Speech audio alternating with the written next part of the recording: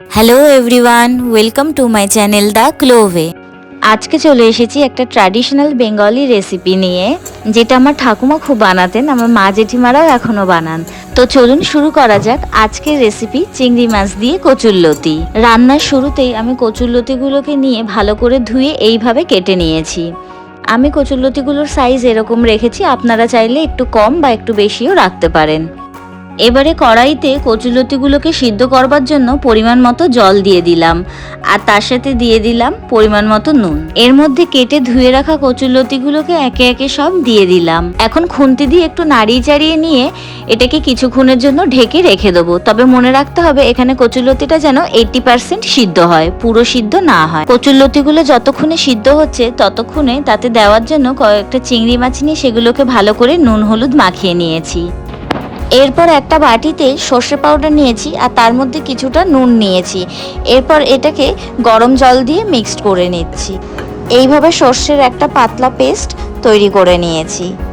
এটাকে পরে রান্নায় দিয়ে দেব। এখন গ্যাসে কড়াই বসিয়ে তাতে কিছুটা সর্ষের তেল দিয়ে দিয়েছি, আর তেলটা গরম হলে তাতে কালো জিরে ফোড়ন দিয়ে দিলাম। তার মধ্যে দিয়ে দিলাম হলুদ নুন মাখানো চিংড়ি মাছগুলো। এখন চিংড়ি মাছগুলোকে একটু ভালো করে ভেজে নেব।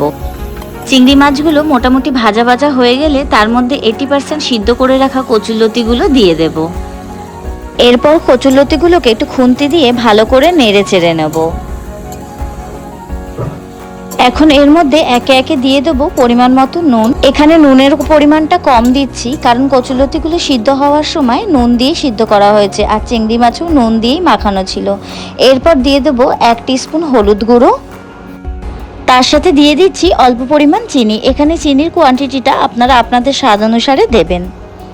সব মশলাগুলো দেওয়া হয়ে গেলে খুন্তি দিয়ে ভালো করে রান্নাটাকে নাড়িয়ে নেব, যাতে নুন হলুদ মিষ্টি সব ভালো করে কচুরলতির সাথে মিশে যায়। কচুরলতিগুলো যাতে পুড়ে না যায় তার জন্য সামান্য একটু পরিমাণে জল দিয়ে দিতে পারেন। তারপর আমি রান্নাটাকে কিছুক্ষণের জন্য ঢাকা দিয়ে রেখে দিলাম। 5 মিনিট পর ঢাকাটা তুলে এর মধ্যে কুড়িয়ে রাখা নারকেল দিয়ে দেব, আর তার সাথে দিয়ে দিচ্ছি আগে যে সর্ষে বাটার পেস্টটা তৈরি করে রেখেছিলাম সেই পেস্টটা।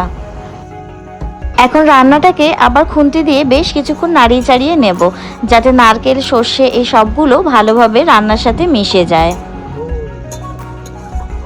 কচুরলতিটাকে আবার কিছুক্ষণের জন্য ঢাকা দিয়ে রেখে দেব।